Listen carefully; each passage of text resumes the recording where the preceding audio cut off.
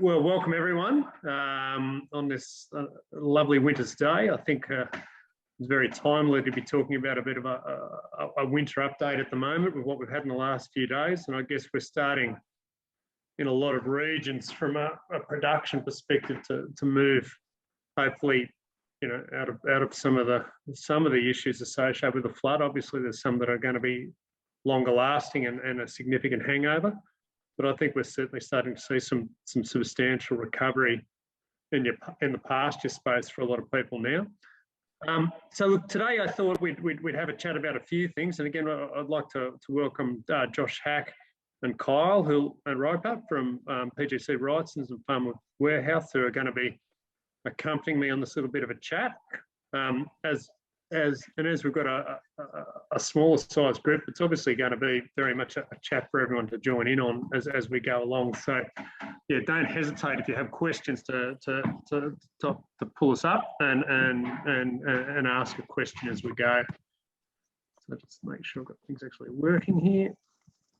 All right, so again, it is a session designed to be a bit interactive. We want to share thoughts and review a few options. We're not prescribing any specific way to manage anyone's business. Very clearly, you know, we've got a very diverse group of farms in the regions. We've all got different strategies, opportunities, needs, limitations, resources and capabilities, and that's perfectly normal. And again, we will be providing technical perspective, but all the presenters here and other participants, there's again an obvious disclaimer: the information is general in nature and should not necessarily be taken as advice. So what we're hoping to do today is give a bit of a brief seasonal update on climate and commodity situation, a little bit of looking forward. We've got the latest Bureau forecasts out. We're going to discuss a little bit around optimising pasture management through winter, which I think is a critical issue in itself with respect to both ongoing recovery, general financial performance, but also starts to feed a little bit into this other problem, which we're going to talk about a bit today, which are these challenges that we can often get as we move into winter and spring with respect to butterfat. So we're going to talk a little bit about understanding that butterfat issue a little bit better and some of the newer understandings that have emerged in that space.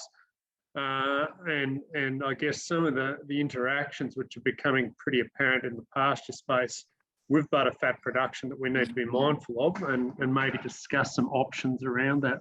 There's also going to be an opportunity at the end for just general questions and answers that anyone in the group may be able to share and help. Also like to add that we're going to be following this up, I think, with Kyle and Josh with some field work at some stage and not with some discussion groups out in the field. Is that right, Kyle and Josh? And they're going to be, what, in the next month or so, they're going to be held as well?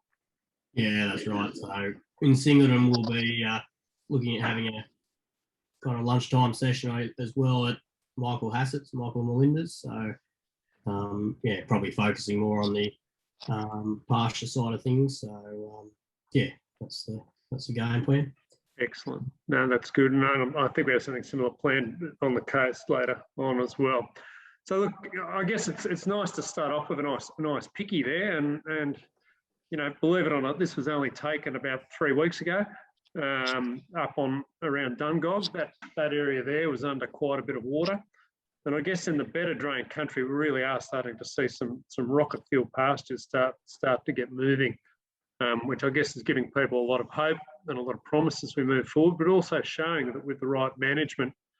You know, with a few exceptions where we've had severe waterlogging, and we'll talk a little bit about that, and Josh might add a little bit on that as we go later. But where we've had some drainage and early action, we are getting some tremendous pasture production already as we move into winter. So look, here's a bit of a climate outlook put up by the Bureau about 6 days ago, showing our forecast for rainfall. And I guess there's a couple of really interesting bits of positive news here. I think what we're seeing in our area on the coast is that we've moved out of this sort of extreme probability of exceeding median, which I don't think we really want at the moment, to what looks potentially like a more normal year with respect to the next few months anyway. It's not saying it's going to be particularly dry. We don't want it to go dry. It's not saying also that it's going to be too wet. And again, anyone that's familiar with looking at these, it's not an exact forecast. It just talks about the probabilities of exceeding median rainfall. And at this stage, we're looking all right for sort of an average year. I think what's really encouraging, though, is that there appears to be ongoing rain forecast for the majority of the cropping belt.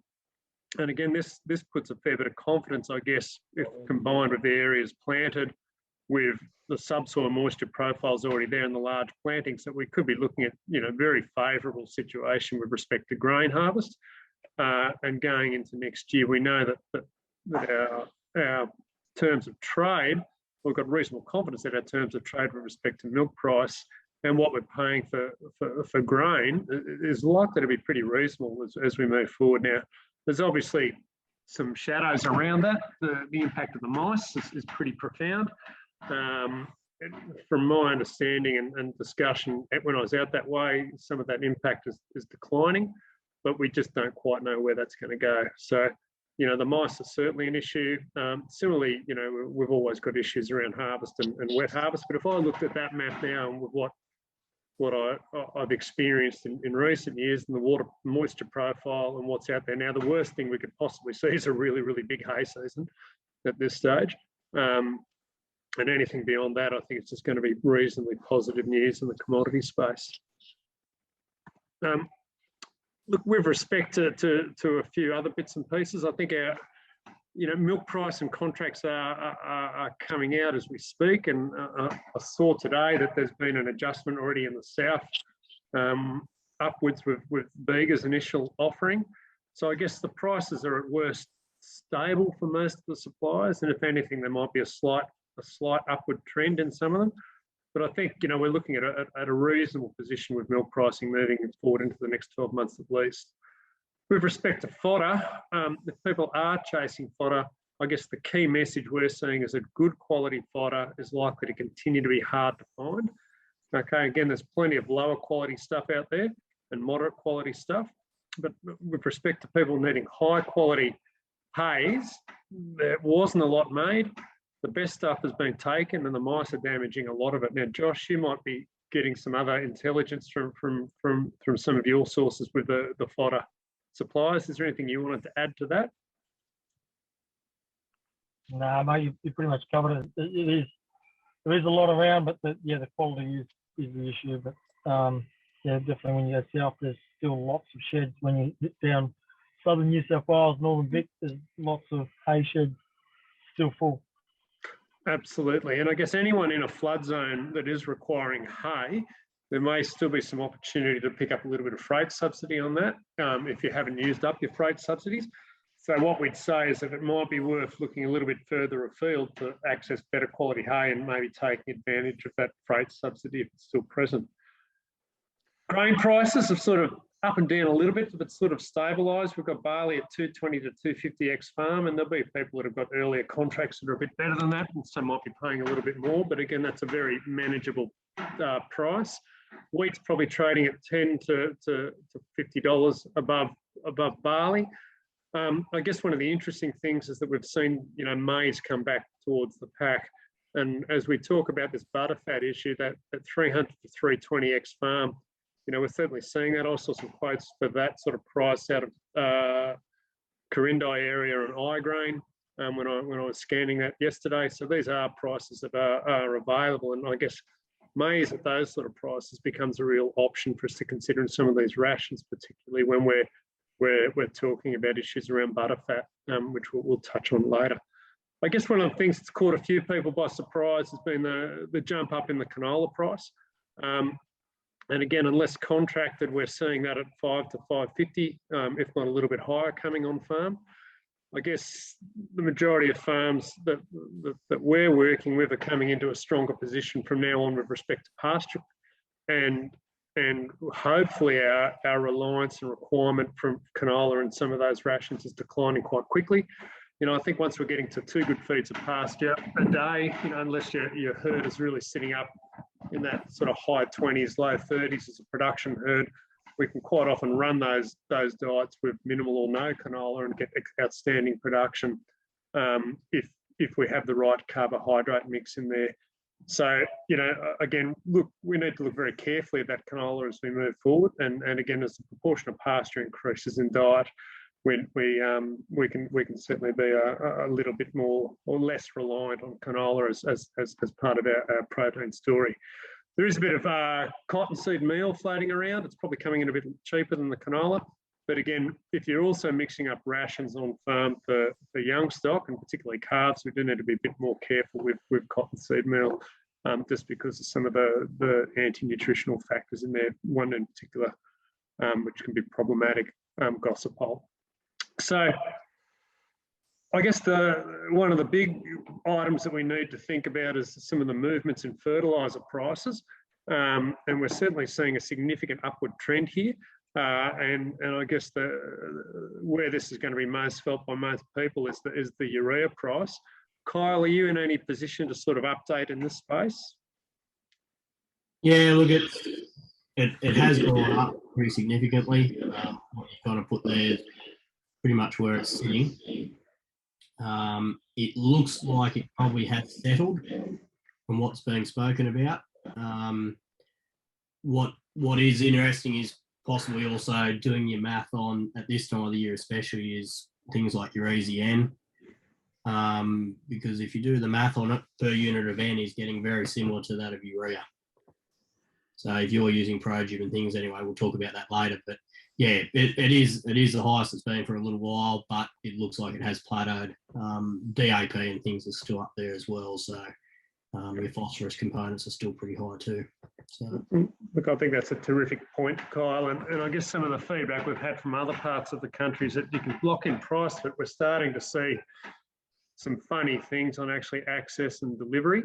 And again, this will vary with retailers, but I've got clients in WA who have got good prices locked in, but they've got a month to wait because we've seen a huge increase in demand. And talking to some of the cropping guys I know over there, they're talking about actual demand of up to 30% more nitrogen this year on farm in the cropping belt. And a lot of that's actually tied up with the fact that they've got incredibly good plantings, good establishments, but they're chasing with the moisture they've got, they're going to feed to the moisture.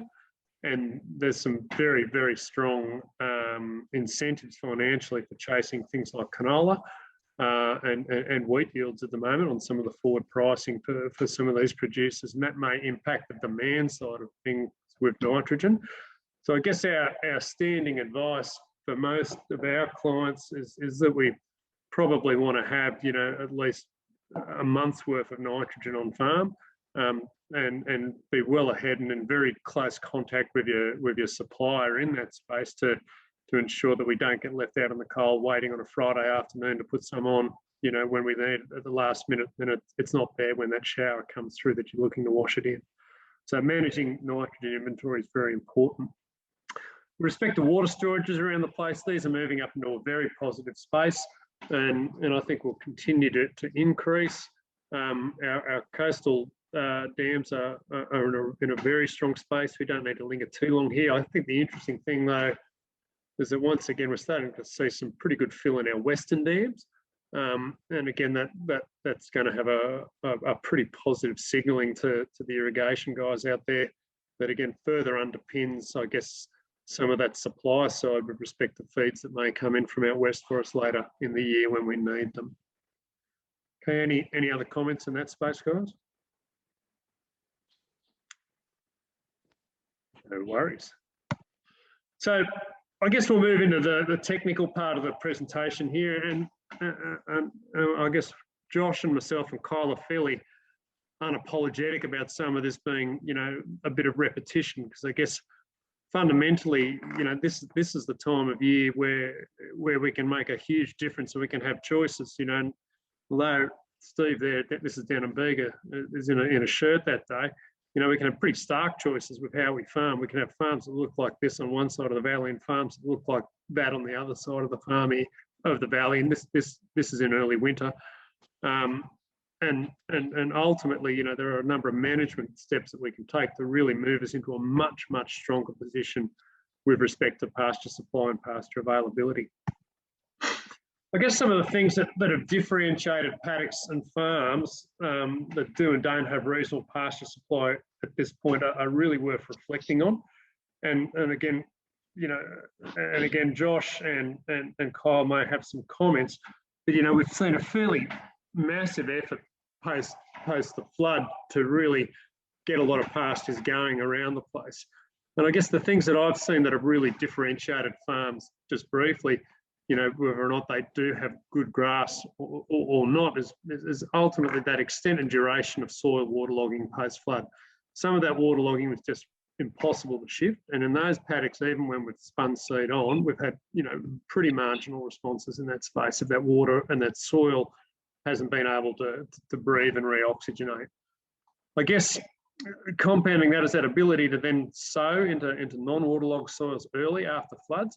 And again, this is where we've seen some of the better survival, I guess, in these pastures. And it's the photo down the bottom, so I guess a really interesting photo from Cleary's that shows the same paddock, but I guess they attacked it in 3 different phases. And up on the ridge there, that was actually sown before the flood.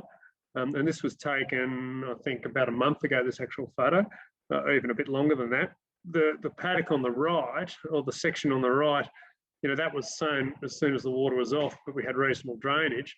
And I guess the paddock, or the section on the left, that continued to be waterlogged, and we just didn't get access to it. And I guess that really can explain a lot of where people are and aren't up to at the moment with their pastures. This is, you know, we did actually get some quite remarkable survival in some areas where water got away quickly. Other areas were able to access, and that was basically, you know, reflected on by drainage. But those genuinely waterlogged areas have been extremely slow. One of the other big factors I think we've seen inhibit pasture growth, particularly from some of the helicopter broadcast stuff, has been where there's been a large volume of pasture trash and residual at that time of planting. When that's been spread and spun out, where there's been a lot of decomposing summer grasses, or just, you know, summer grasses that have actually reshot without any control. We've had some issues, I guess, getting some of that early feed going in that situation. Where it's been more open, you know, those results have been a lot better. There's no doubt, and we'll show a couple of photos later in the presentation about sowing with fertilizer. This has been an incredibly differentiating factor with how pastures have responded. The people that have sown with fertilizer at that front end compared to those that haven't have had a much more rapid growth in those early pastures. In particular, we think that the nitrogen requirements from that early seedlings, where we've had so much leaching and denitrification, have not been met. That additional nitrogen has been absolutely critical. And in addition, backing that up shortly after germination with more nitrogen, 2 to 3 weeks after it's got out of the ground, it's just had a huge impact on these new pastures. And we've got a few photos of that a bit later. Where appropriate, people that have co-planted with cereals or brassicas, we've seen additional feed in that early pasture. And again, yeah, once again, I bolded it there at the bottom, that follow-up nitrogen shortly after germination. Josh, did you have any comments you wanted to add to that, mate? No, you've covered it pretty well, mate. But yeah, just the emphasis, and I'm not sure how far we're going to go into it, but the emphasis on them at the moment with nitrogen, even ProGib and those sorts of things. But I'm sure you're probably going to go a bit deeper in some of those things, Neil. Yeah, look, we will, Josh. Yeah, and yeah, Kyle, did you have anything you wanted to add? Sorry, mate. No, I think that's similar situation where we've been here in the valley. So that's covered most of it. Yep. Beautiful. So I guess this is where we go now. I mean, a lot of people will have their grass up and running now. Many will have grazed it, you know, at least the first time, and in some situations up to getting onto second and third rotations, depending on how well it was planting. So again, we just need to go back and focus on a few of the basics: grazing management, fertilizer management, and again, some of these other options that we've now seen, you know, widely used in a growing body of evidence that we're getting excellent effects, such as use of gibberellic acid. Okay, and again, this is just a really lovely photo of some cattle on nice grass up on combine. This was only taken about two weeks ago, and again, coming on some beautiful feed up there on its first rotation. So look, I guess this is the paddock that we had that photograph taken on where those different strips were from up near Warhope, and again we've seen some tremendous growth on this farm in the preceding 4 weeks, accompanied by very high attention to detail with fertility management, but also giving grass time to grow. And I guess this is where we go back to our fundamentals of just basic rotation management. I guess if we allow our pastures adequate time to recover and to respond, we will grow more pasture, and we'll go through a little bit more of the basic theory behind that shortly. Because one of the most challenging things at the moment is actually getting good quality forage to the coast and sourcing it elsewhere, it just makes sense to be doing everything we can to optimise our pasture production at this time of year. We also see some other benefits if we do this. Critically, if we let our grass grow appropriately, and we'll talk a little bit more about that shortly, we know that we're going to have more fibre in our diet, and we actually are struggling quite often at this time of year with having enough effective fibre in the diet. Now, again, if we've been supplementing heavily in the dairy to build our diets up with additional concentrate, we can really start running into problems this time of year if we don't actually let adequate grass growth occur and we start coming onto ever decreasing or shorter pastures. We also know that we see a steep incline in things like our nitrogen use efficiency if we actually allow our grass to grow effectively and get out to that 2.5 to 3 leaf stage. So we can move from where we're grazing at single leaf stage to being at around 6 to 7 kilos of dry matter per kilogram of nitrogen applied. When we're getting out of the 2.5, 3 leaf, that's starting to exceed 20 kilos of dry matter per kilo then applied. And again, that has a very positive effect both on our responsible use of nitrogen, but also on the economic use and returns to using nitrogen on dairy farms. We also see some changes in plant composition, which I'll touch on later, and that pasture actually becomes a more suitable feed as we move from single leaf ryegrass out into 2.5, 3 leaf ryegrass as well. And again, particularly in winter, if we're grazing too short, there can be some major compositional issues with pasture that we're becoming more aware of that actually impact milk quality and some other efficiencies on farm. We also know that if you let grass grow properly, there's a whole heap of reasons why we get better recovery from that pasture in the next grazing, and also a lot better response to our other inputs such as nitrogen and gibberellic acid as we move through winter. So again, just the basics here, you know, when we talk about ryegrass, and I'm sure most people in the room will be on top of this, but we talk about our growth in the individual tiller, where we initially start off with the emergence and growth of our first leaf, then our second and our third. Okay, and again, generally, when we're talking about systems of grazing Italians and annual ryegrasses through winter, which most of the people in the region will be, we're not necessarily chasing that full 3-leaf extension, particularly in more mature grasses or grasses that are planted a little bit earlier. But we know that we will still probably get the highest yield if that third leaf is grazed. Once we are allowed to grow, if we're going out beyond that, we start to get death of that first leaf when the fourth leaf starts to emerge, and that can also have impacts on whether or not we get successful creation and recruiting of daughter tillers, which will continue to grow that plant and provide feed as we move further into the year. I guess this is some of the really interesting stuff, and it reflects where often we can get caught when we're short of grass, and we regularly see a lot of farms that will be chasing pasture, they'll shorten up their rotation. What we basically know that our grass has a set emergence rate, depending on the time of year, of a certain number of days per each leaf emerge. So in this diagram, we're basically talking about a 10-day emergence rate.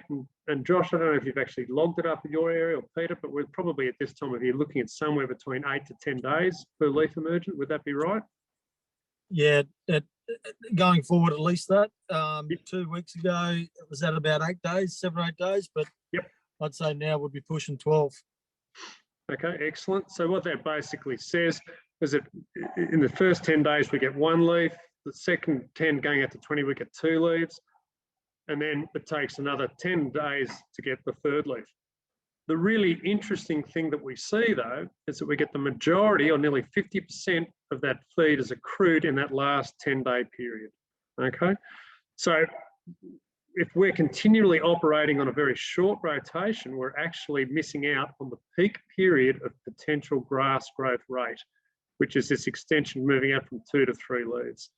Okay, so farms that get caught on a short rotation will continually be sitting in this zone, okay, grazing with very short leaves, short pastures, okay, but missing out on the actual peak period of grass growth rate. So over time, while they're getting around the farm a lot quicker, they are actually growing and harvesting a lot less pasture, okay? This is why the importance of moving from that 2 to 3 leaf stage becomes very important, particularly when a situation where you are short on grass, okay? If grass is not limiting, okay, and we're moving into a phase where we're chasing quality, and that may well be something that we see more in the spring, we can drift more to the left here with respect to our rotation management. But in winter, when we're chasing more feed and we're potentially shorter grass, we move further out here towards the right-hand side. Now, interestingly, and I think these covers aren't far off when we're talking about well-grown Italians, if we get out to 3 leaf, okay, on an early sown, well-fertilised, potentially gibberellic acid applied Italian ryegrass, we may actually find that we're getting excessive cover in that situation and significant canopy closure. So in that situation, it may be more appropriate to come back into this 2.5 leaf stage. Okay, now did anyone want to make some comments on that? Josh? Okay. Yeah, you explained it really well there, Neil. If you just go back just to explain why it's important not to go past that canopy closure, just go back that one slide, Neil. Yep, so if we go past that canopy closure, we're going to be shading all those daughter tillers, and those daughter tillers need to see the sun. So very typically, it doesn't usually happen in winter. Usually we get into 3 leaf and you know, canopy closure just, but when we start hitting spring and it starts bouncing, that's something you've got to really keep an eye on. And you know, we'll probably talk about the rest of that once we come forward. But the only thing I wanted to mention there too is a lot of people are probably still only about to go on their first grazing. So these rules are for you know, after your first grazings, the 2 to 3 leaf or canopy closure. With your first grazing, it's really important to do the pull test first, especially with stuff that's been sown in a wet soil or flicked on as well. Sometimes it hasn't rooted down quite as well as we would like. So the first thing you need to do is make sure you do the pull test, and that's just getting in there pretty angry like a cow will, pulling it out, making sure you're not going to pull the roots out because you just spent money putting that in, so we've got to look after it. Okay, and in terms of leaf in the first grazing, you know, as close to canopy closure as you can will maximise the yield for that first grazing, but you've got to set up a rotation. So remember, we've got to go into the start of those paddocks pre-canopy closure if you've got it all coming at once, and then not go too past to canopy closure for the end of the rotation. So just remember, for the first grazing, the rules are a bit different. Pull test, and don't let it go past canopy closure. Brilliant, Josh. So look, a couple of other things to reflect on, because we often just talk about the pasture and the grass side of things when we talk about leaf management. There are some really significant physiological aspects to what's going on in the plant that we need to consider here as well. One of the really interesting things that we see with very short grazing is and 1 leaf or 2 leaf grazing is we see what's happening above the ground reflected under the ground. Okay, so actually letting your grass get more leaf in it and getting into that 2.5, 3 length is likely to lead to much better formation of roots and root development with the plant as well. So this can be particularly important when we're looking at situations of trying to build a stronger plant to take into the warmer time of the year. Okay, and that increased root mass allows us to access a much deeper profile of moisture and nutrient as we move into the later time, and that'll feed into much better plant health and production later on. Okay, and again, we're getting both deeper and a bigger body of root mass. This is also quite important if we're talking about things like carbon accretion over time and building long-term soil health. So letting grass grow actually has impact above the ground and below the ground. There's also a significant impact on plant composition, and again, this is some Tassie work from 2005 from Donaghy's group. But basically, what it was showing is that as you move through leaf stage, okay, there's a bunch of things that actually change in the plant. Firstly, what we see is an increase in the NFC fraction, which is the sugars and carbohydrate fraction, and particularly an increase in that sugar and carbohydrate fraction relative to the amount of degradable protein in the diet. Quite often, this very immature grass has got far more highly degradable protein in the diet than what we actually need. The optimal is about 19%. It can be as high as 35% in that very immature grass. That can cause some significant issues with respect to rumen efficiency. Okay, and in particular, we see when we're on this very short grass, there's potential for us to have an excess of degradable protein in the diet, and that can then spill over into a couple of different things. Firstly, we can see some problems with actually burning additional energy in the cow, so we actually have a milk production cost to that excessive level of urea or undegraded protein, rumen degradable protein in the diet. So there can be actual net energetic cost, and that can be up to 2 to 3 litres per cow per day if we can't match that up with energy. Secondly, if that level of the rumen degradable protein is high, we can get excessive accumulation of ammonia and absorption of urea into the cow, and that can have implications with respect to reproductive function. Okay.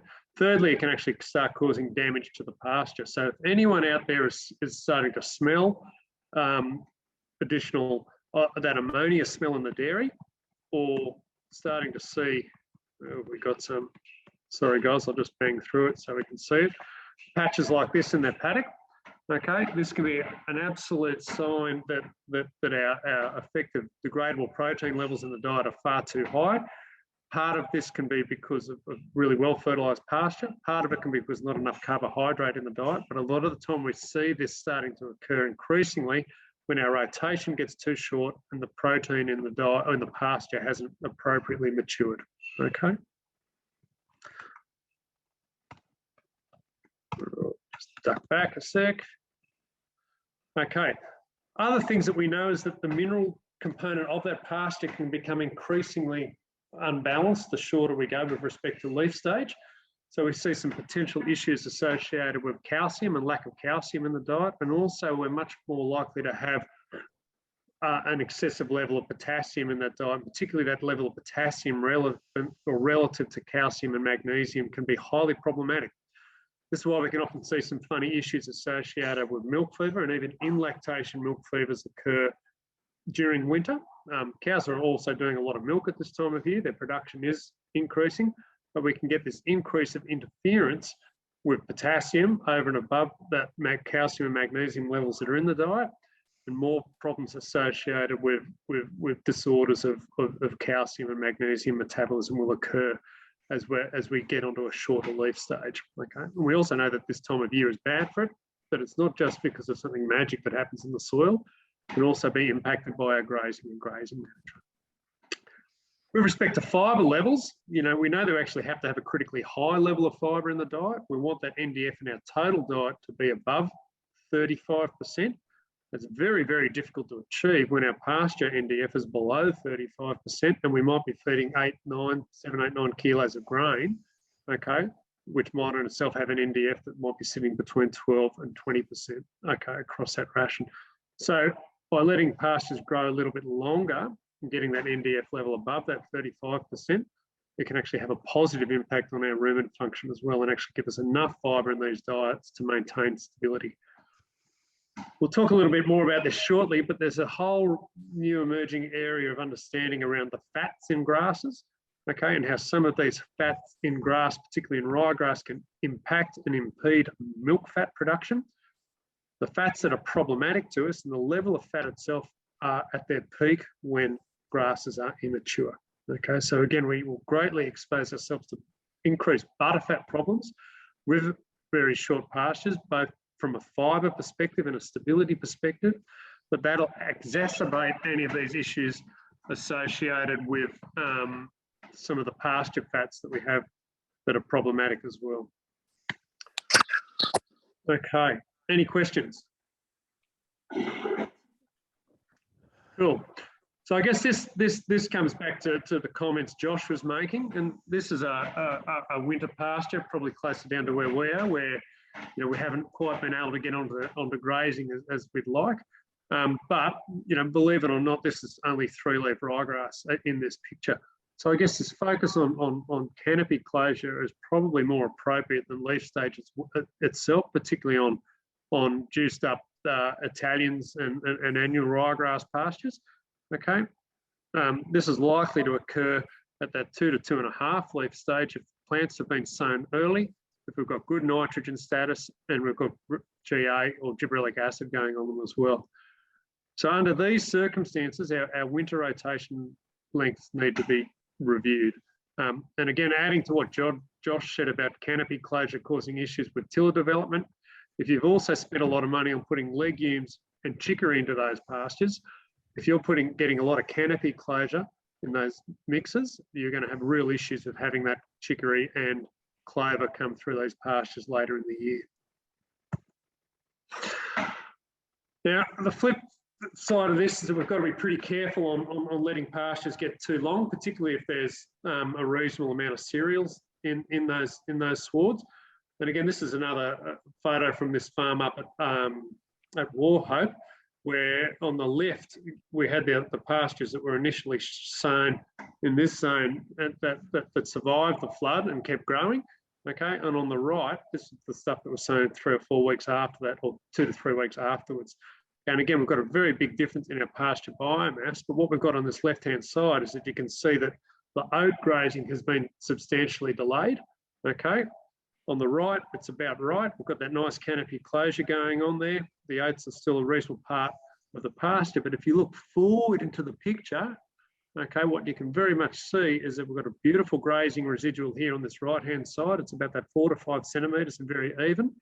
But where that oats has got quite crowny, okay, you can see they've eaten that down to a completely different level. I guess this shows a couple of interesting things. Firstly, cattle will eat down to a certain level of fibre, okay, before they'll stop chewing down into pasture.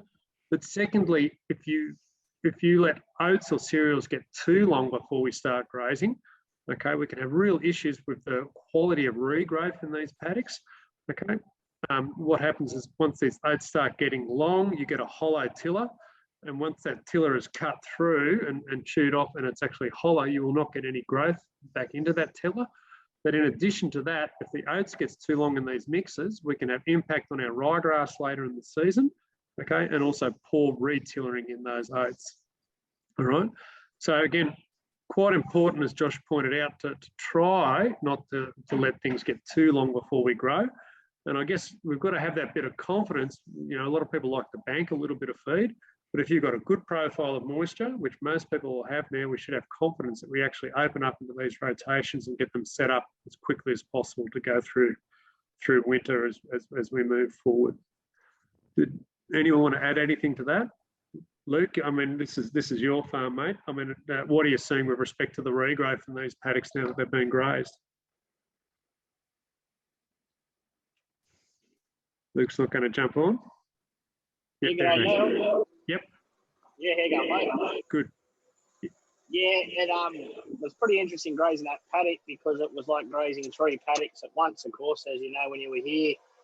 And yeah, we normally wouldn't have a paddock like that, just the flood. Absolutely. But unfortunately set us up that way. But yeah, it was a really good demonstration to show a different grazing, how the cows are grazed that paddock very differently depending on the stage, as you just pointed out. So it was a great paddock to see that with, where normally your whole paddock will look like that. So, but yeah, it's just about to go down there again on the weekend. So that'll be its second grazing, and it was, as you said, first bit was planted before the floods. So it's definitely been a year outside of anything we've ever seen before. And yeah, just echoing what you've said before with the pro-gib and playing with fertilizer, and also fertilizing after it all helps. And yeah, it's probably been one of the toughest years we've had for establishment.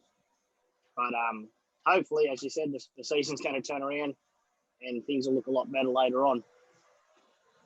It wasn't looking too bad. We were up there the other week. You guys, like so many in the district, have done a great job of recovery, Luke. So thanks for that, mate. Thank you, Neil. Yeah, Neil, just to comment, we Please, had Peter. a similar situation at Tocal, and Josh saw this last year where Matt couldn't get on through a wet winter, and ryegrass grew. We were measuring 5 and 6 tonne of dry matter to ground level, and when when he grazed, getting 15 to 20 centimetres of stem left behind, and then that sets up a really difficult regrowth conditions. He did get in and mulch it back, but it's something that we don't often see where you've got too much feed or just delayed, and it's something that if you know that can happen, then sometimes there's choices you could make before that to avoid it, because it does represent quite a lot of waste of time and growth period. It takes time to get that amount of dry matter there. So taking it off before it gets there could be better than if you're going into a wet period and you don't think you can get back on, is what I'm saying. No, look, I think that's spot on, Pete. And again, we always learn so much with these difficult starts, and I guess it's applying what we learn to when we've got better and more favourable conditions is really, really important. So look, thanks for that. So I guess, look, it's just worth again going over just this real basics of rotation management. I mean, a lot of people make this sound really, really hard. It's not, but there's a couple of things that I think are really, really important with rotation management. And I guess this is the first one. It's amazing how many farms we visit. They don't actually know how many hectares are in the grazing rotation. And that may be because they haven't ever measured it. They don't have good farm maps or any farm maps. They don't know how big paddocks are, or they're just not keeping up with new pastures coming into the rotation as things that were sown at different times were accrued. But I guess this is an absolute fundamental stock take that farmers should be doing on almost a fortnightly basis as we're moving into our winter grazing system. It's just to recalibrate, well, how many hectares am I going to have available in the next 4 weeks?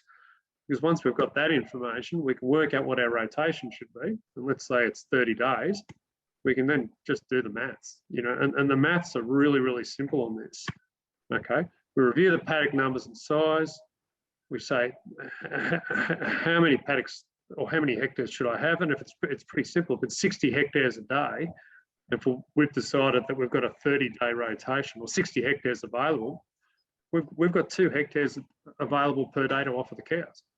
Okay, and it doesn't have to be a lot more complicated than that, but then it's understanding on your paddocks is how are they actually set up, how are they outlined, do I have markers there that I can actually reliably send staff down to say, well, I need you to measure out a hectare or 2 hectares. Can it be done by panels? We've had farmers actually go out on bigger paddocks and fluorescent paint, a post that indicates where we get to a hectare with a bright pink paint. There are a lot of ways that we can actually make this easy for ourselves and our staff to actually say, well, we need you to give them X hectares a day, and we're going to stick to that rotation as we go through winter. And then the next basic fundamental to go is to actually go out and look at the paddock. Okay, and I guess the response quite often has been if they're chewing it out too hard to actually give them more grass, that's probably not the right thing to do. The response that if we're chewing it out too hard day in, day out, we actually have to provide more supplement, okay, not more pasture. And that can come in multiples of ways. It can be based in the dairy, it can be forage based, and that'll be a different solution for each farmer. But it's critical to stick to your guns with your rotation and hold that length depending on what you've determined it to be, either on your own or in concert with your advisor. And if it's 25 days and we've got 75 hectares, we've got 3 hectares a day. If they're eating that grass out too hard, we need to do more supplement. If they're not eating that grass out hard enough, then we can back supplement off. Okay, and these are not super difficult decisions, but they are decisions that we need to be conscious of every day. We can augment that with some measurement if we like, and that's always good. I think we can get some really good indications of measurement, certainly in the post-grazing space, by seeing how cows have eaten, seeing what they've left, looking at our other critical cow signs such as rumen fill, okay, and milk in the vat to tell us whether or not we need to be going, a little bit more aggressively or less aggressively with our supplementary feed. But if we're coming out and paddocks are looking like this one on the right after grazing here on the left, I'm in a pretty happy place with a residual like that. I look into that, those cows could have eaten a little bit more harder if they wanted to, but it's telling me that you know, that last cow probably did have something to eat if she was chasing it, and the cows have not walked out too hungry. So I've ticked the box from a nutrition perspective, from a grass management perspective, and I'll be interested in other people's feedback. A residual like that's going to give me really good recovery as I move into the rest of winter. So Kyle or Josh or anyone else, any comments? Yeah, look, yeah, everything you say, we can only agree with that, and yeah, setting up that rotation's the key thing, and we see that, and even coming back to what Pete was talking about before, you know, obviously you get those weather events and things like that do impact upon that rotation too, but can get you out of control. But knowing how to, you know, make that management decision to take that paddock out or whatever it may need to be done, I think is important to keep reviewing as well. So. It's critical, Kyle, and particularly once we get into that situation where our net growth rate exceeds our ability to utilise in spring, you know, understanding the importance of taking paddocks out of rotations is absolutely critical. Okay, but this is the important stuff. It needs to be reviewed at least fortnightly. It's not a set and forget. The biggest thing I see, Neil, and exactly what you're explaining is understanding that when we're doing our grass management, it's about what you're growing. You can't feed more than you're growing, and removing that from what you allocate to the cows. So exactly what you said there before. Sometimes people want to feed the cows better and it makes the vat look better. But if you're just going to give them more grass when you're not growing enough or you're not growing more, you're going to get yourself in a hole real quick. So set your rotation based on how the grass is growing, based on those rules that Neil's talked about, 2 to 3 leaf or canopy closure post the first grazing.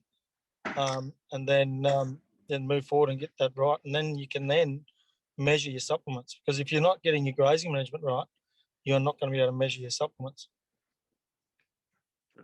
Spot on, Joshy.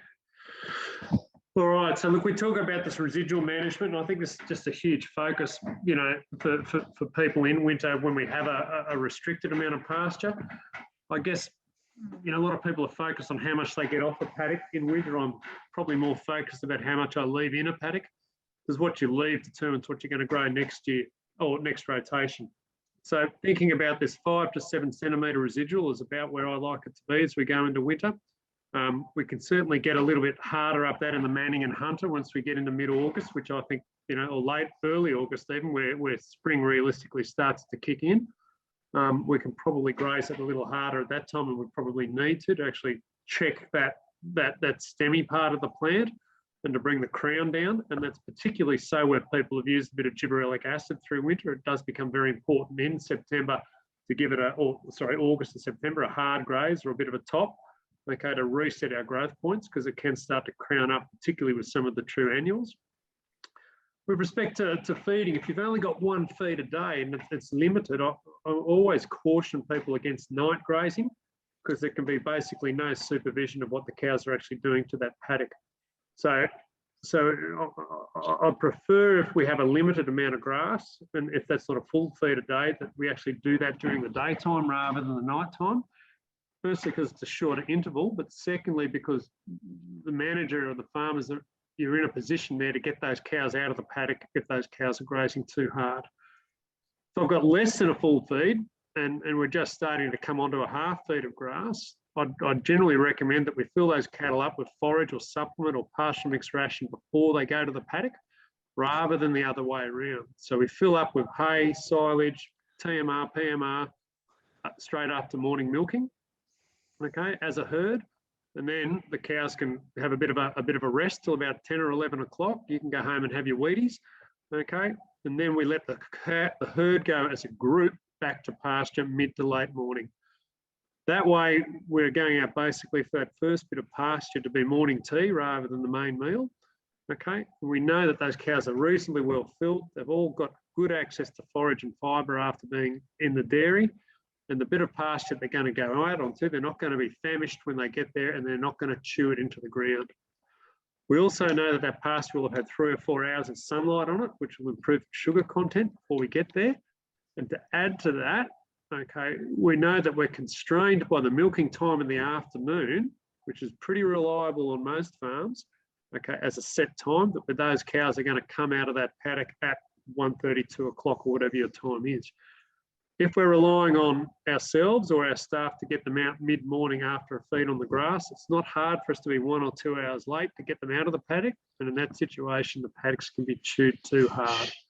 Okay, so managing these residuals is absolutely critical. And there is a little bit around, you know, how we organise cows and cow feeding that we need to think about.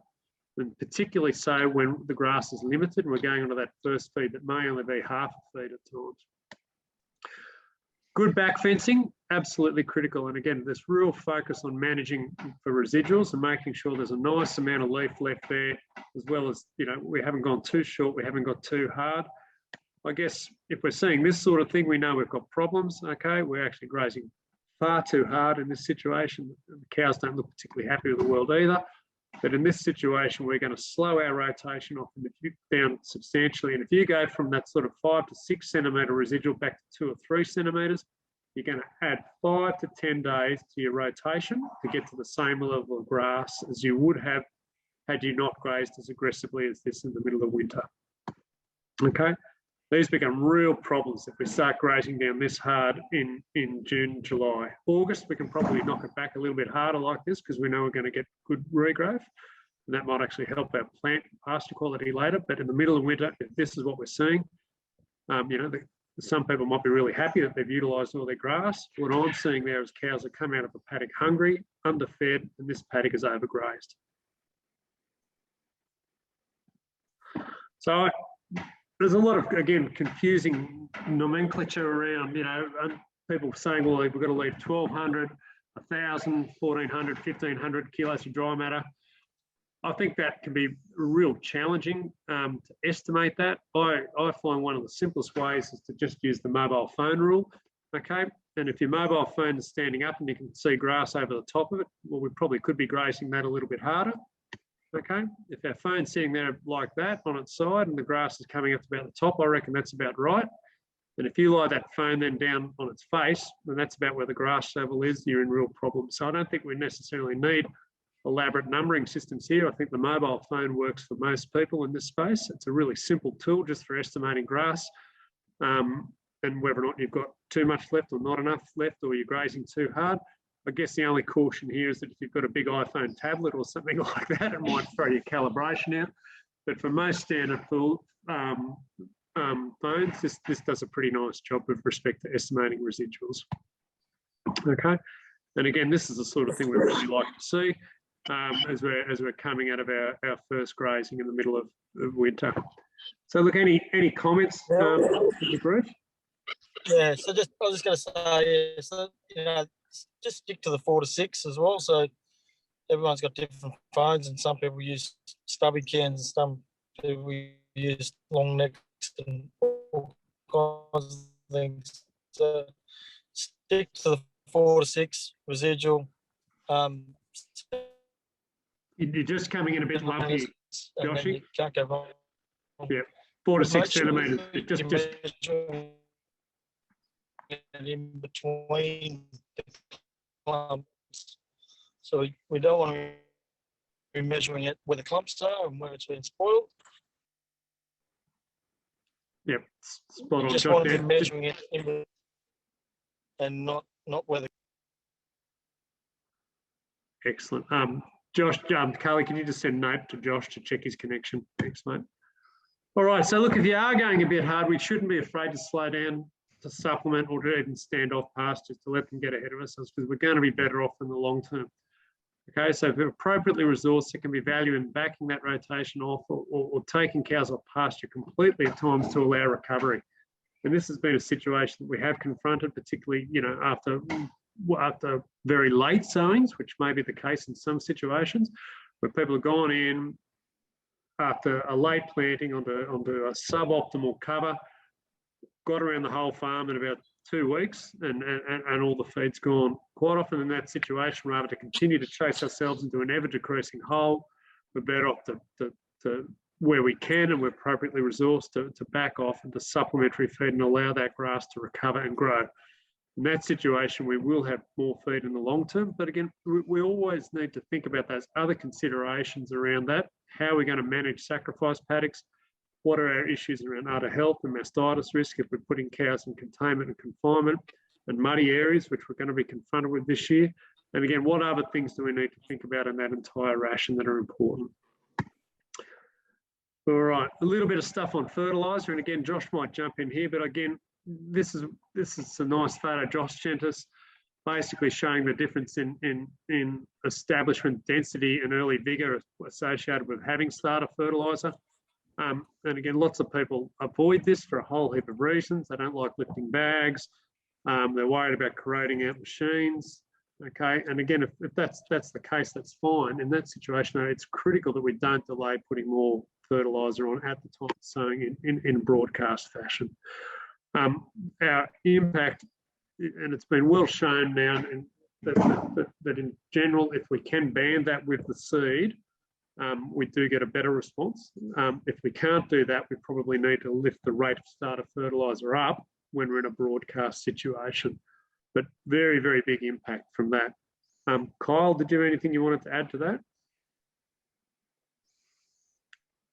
Probably the only thing I will say is, yeah, most of the problems we've seen this year out in the field has been associated around not using starter fert and coming back to that nitrogen and probably phosphorus limitations. And it's been huge this year, the amount of people I've gone to going, oh, my seed's not really coming up, and you'll go find a drill seed to run and find out they haven't used starter, and it's like, why? The seed's all there, it just is not kicking on. So yeah, going back to what we've spoken about with nitrogen things, I think this was a year that really needed to use starter, and I think it's shown even in photos like this. It's been that hungry year. So. Absolutely. I think that's spot on. And the phosphorus story is a really interesting one, and it's a good reason why we need to be on top of a bit of soil testing. I mean, we've got some areas on some farms where our phosphorus is vastly excess to requirement. We've got others where we know it's still low, and I guess where phosphorus is expensive, we can actually tune in that phosphorus cost quite substantially at planting as well. So, but where it is genuinely deficient and required, we get a very strong seedling response to that. So I think that's spot on. Just Josh, to add to that, Neil, that site actually had nitrogen on it 2.5 weeks before as well. So yes, this was the helicopter stuff that went out, and Yep. then I sprayed it all out with Roundup, and then put me trials in, and then put starter down again. So Yep. this actually had some background nitrogen. However, it did have 70, 80, 100 mils since that nitrogen, so it would have moved as well. So, but there was background nitrogen into this stuff as well. Yep. So, pretty interesting. No, we're just losing you again, Josh. Yeah, I think what he's saying was waterlogged conditions for quite a period of time, and Yep. the roots. It's interesting because the roots were probably growing in the top 10 to 20 centimetres, and underneath that would have been pretty wet. So, Yep. Yeah, he put a lot of nitrogen on and just wasn't getting the response. But once things did start to dry out and that extra bit, it really took off. And I think, Pete, that reflects a lot of what we've seen, is that in those waterlogged soils, our nitrogen recovery has been a much bigger requirement than what we've seen in standard seasons. Yeah, because of those losses. Yeah, I think it reflects two things: that we've had a long period of wet. We had that massive wet period, and yeah, nitrogen just more depleted than we've seen in the past. And yep. Yeah. Absolutely, mate. So look, base fertility is critical. So we shouldn't ignore our other macronutrients, but nitrogen is the accelerator. It's highly profitable if feed is utilised, and the pasture is often, when we're talking about issues around high protein meal costs, pasture is the cheapest protein meal in reality. Our pastures are, when they're well fertilised, will be between 25 and 32% crude protein. And while the balance of that's a little bit different in our protein meal, in most diets, it's by far the most cost-effective way to address protein requirement in those diets. We've already touched on the need to carry some nitrogen inventory on farm. I guess we can talk a little bit about chancing the weather, and again, once our soils are a little bit dried out, or you know, we often see that people are far too cautious with respect to putting nitrogen on because they're worried about not getting good utilisation of it. Pete, and again, you might want to feedback on this, but I guess we see a lot more loss by people worried about losing nitrogen than actual, you know, real losses from putting nitrogen on when the moisture's been a bit marginal. Yeah, no, I think you're right. It's that unseen potential that you don't realise if you don't get it on. So, yep, definitely. No, that's exactly right. And again, look, we're generally operating in this space in normal pasture preparation between plus or minus 5 days after grazing is generally pretty safe. So you can go up to 4 or 5 days before grazing generally with nitrogen, and up to 4 to 5 days after grazing. That tends to give it the optimal interval. But again, sometimes we move around that rules with the practicality of weather and machinery. I guess here's an interesting photo again, where on the left we were able to apply some additional nitrogen post-grazing, and we weren't able to do that post-germination. And on the right, that was with starter only. Okay, so again, a pretty profound response from that extra 80 to 100 kilos of urea at the front end. And that's, again, going into first grazing in that situation. I guess if we're seeing this, we know we have real problems. And you know, I've seen this, people, you know, say, well, you know, we're not growing grass because of drought. And then you go onto farms and they look a bit like this. You know, the rainfall over here was pretty much the same as the rainfall just here. But again, this is just indicating long-term profound deficiencies in nitrogen on farm. And we see a lot of this. We see a lot of it coming, again, out of difficult summers. Interestingly, we see a lot of this where we've had really strong summer grass growth, because I think our summer grass has become so dominant. They completely soak up that nitrogen pool. Then we go into winter, we just don't have the reserves there.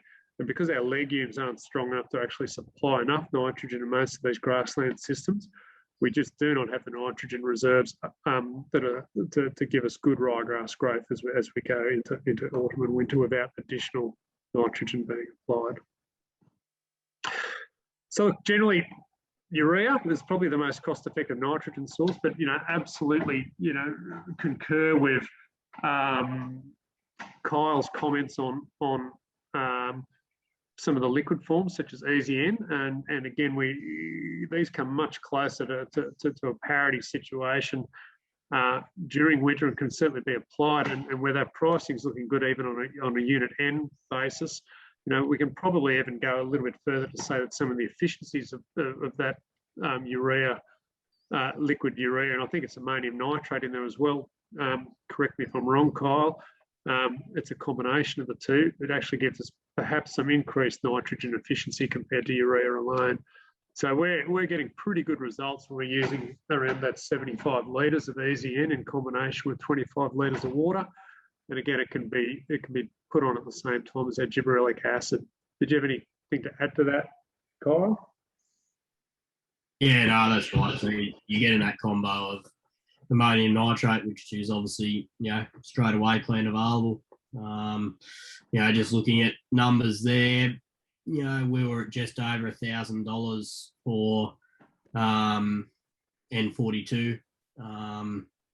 And yeah, that's 1.4 tonne of material. So yeah, you do the math on that, it's very, very comparable to urea pricing. So definitely something to ask your local stores is, you know, what can they do on Easy N or N42 or something like that. Excellent. Look, and I think the things that we just need to put in with that is that it's important that the people understand that may be a little bit more corrosive on some of their gear if they're using it. We do need to be mindful of the risk of pasture scald, and particularly when we use higher concentrations at higher temperatures. But it's outstanding and can be a really effective way to get nitrogen on, and very cost effective compared to urea potentially at the moment if people are appropriately set up. And especially if you're using, you know, ProGib, you know, you are reducing that other one job of spreading granular fert. So, you know, it's another saving there in that sense too. So if you can be set up and make sure you clean up afterwards, works well. Excellent. No, look, I think that really helps. So look, again, same rules. Avoid applying the nitrogen if your soils are actually waterlogged. Okay, we will lose a lot of that, and we're better off, I guess, to wait till that waterlogging has subsided. However, if they have been waterlogged, you know, there's likely to be an increased requirement of nitrogen over and above your normal routine levels that are being put on. Allowing grass to grow, critical. Increasing that rotation length will optimise the nitrogen response. It'll optimise the amount of feed grown, it'll help with diet fibre, true protein, water-soluble carbohydrates, and it'll help reduce some of these fat levels. And again, don't forget the other nutrients. It's not nitrogen only that we need to worry about, but it is the accelerator normally in this situation. Quite often, you know, and the hunter soils are very prone to this. We need to be thinking about how sulphur sits in that space as well, okay? Again, look, just some simple photos there of treated versus untreated with nitrogen plants. We don't need to linger too much on that. We've been through this. Here's our picture of our pasture scald. Okay, if you're seeing this, we need to back off either on dietary protein, address the carbohydrates in our diet, or really look at how quickly we're getting onto that grass with respect to when nitrogen was applied. All right, a little bit on gibberellic acid. Look, we've been using this very widely on many farms from the Manning or from Hastings South right down into Tasmania, and generally it's the results have been consistent and profound. I mean, these are again not measured responses, but very clear visual responses here in paddocks down in Bega. Both of these will be June applications. And again, different pasture bases, but we can see there that we're probably looking at an extra 600 to 800 kilos of dry matter per hectare for that application there. There's been a lot of mythology around this just being plant expansion, and the plants are all full of water, okay, and big differences in feed quality. That isn't actually backed up by some of the more recent trial data. We'll just go forward to that here. Okay, here's a bit of recent data out of New Zealand. And again, this was actually done in April. Okay, and basically in that situation, the control period grew around 1,200 kilograms of dry matter of pasture. The gibberellic acid response alone, and that was another 400. The nitrogen response was about 400 kilos of dry matter, but combined, and this is particularly important, we're getting a combined response there of nearly 600 kilograms of dry matter per hectare. Which at that time of year is absolutely invaluable. So I guess the important take-home message is here, and we need to think about this. If we're using gibberellic acid, it's not always going to give us this response if things aren't right with respect to where the pastures are up to at that time of year. Okay, low pasture density or overgrazed when sprayed, okay, we're going to get a lesser response. If pastures haven't been grazed before, or are less than 6 weeks old, again, we're going to get a lesser response. So our best responses come when pastures have been sown in March or, you know, up until the end of April. And when they've had that first grazing or 1 or 2 grazings before we hit late May, early June, those pastures respond exceptionally well to treatment. Again, after that mid-April period, those pastures that are quite low and immature, this is where I think we've had some of the bad results come through, where people have sown in May and have sprayed in June, July, expecting a response. We do not see anywhere near this good a response in those late sown pastures. If pastures lack nitrogen, the response will be inhibited. There'll be still some response, but it's again optimised if nitrogen is there in adequate levels as well. If our rotation is too short, again, we won't see these responses occurring. But again, what we encourage people to do, again, is to work in this sort of 28-day rotation space. And then if you can spray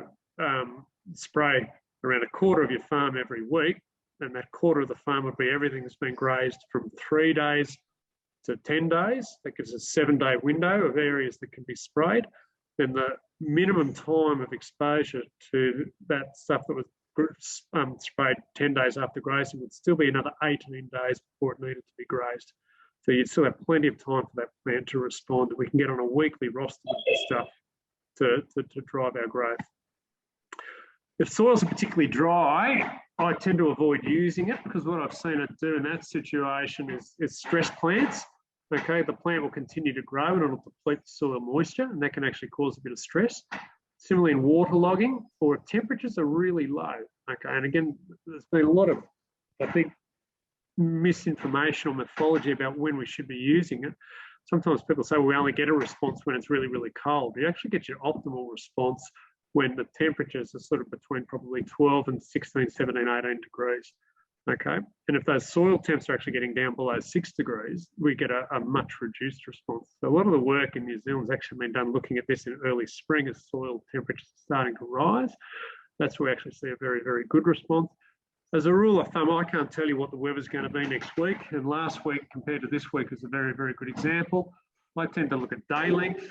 So in the latitude where you guys are, I'd be saying we can start doing stuff from sort of mid to late May into early June, rather than getting too hung up on what the temperature is and what the temperature is going to be next week. Okay, you just can't pick it and you're not going to get it right.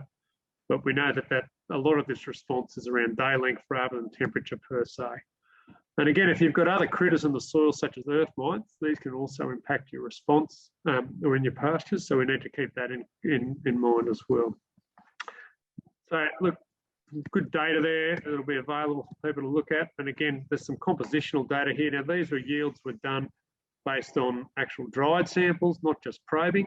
Okay, so there are substantial responses there. It's not just a visual response. And again, not huge variation in quality with respect to some of the outcomes here. We're not seeing a massively diluted out feed from the use of gibberellic acid. That's a lower quality feed. It's a perfectly appropriate feed and very similar in quality to the untreated. Okay. And again, here's just some stuff from Josh. Josh, did you want to add anything or just talk us through these pickies? Yeah, if you can hear me, can you hear me okay? See how we go, mate. Yeah, cool. So this is a farming Taree. These guys haven't used ProGib before. So as usual, I'm always getting farmers to do their own test strips. So here on the left-hand side, this is where he's done nothing. So he left a bit altogether. And then where he's put his normal 120 kilos of urea to try and get it going, but no ProGib. Okay, so the ryegrass really kicked in there. Got some nitrogen going. You can see some benefit there. And then on the right-hand side, he's put ProGib as well. So interestingly enough, and I guess I'd like to see some work done on this, but there's a lot of kikuyu in there that's definitely responded from the ProGib as well. So this was taken last week. But talking to what Neil was talking about around ProGib in general, yeah, like guys, they're all different. Everyone will just pick a date and then do it for a few months. Some people are more willing to look at the weather and make that decision. But, you know, trying to pick a date and stuff and different years, and a good example of that is when I've been looking at the data 2 weeks ago, and it's probably worse now, but we was in the 5th percentile for minimum temperatures. So we were about 3 weeks ahead. So our minimum temperatures now are more like the end of June than what they were, you know, in an average year. So we definitely are in a colder spot this year. Look, I think that's great. And Josh, we've seen huge responses to autumn kikuyu with ProGib, and there's a bit of literature on that as well. So that's not an unusual response. All right. So earth mites, again, look, not a big issue in the manning. We have seen them once or twice, seen them up on combine. Kyle, probably more an issue over your side. And again, these can be slowly sucking the sap out of pastures and having a pretty big impact. And sometimes when we get disappointing responses to our fertilizer and our other agronomic measurements, it can be worthwhile having a closer look to see if we've got some earth mite activity or other pasture pests going on as well.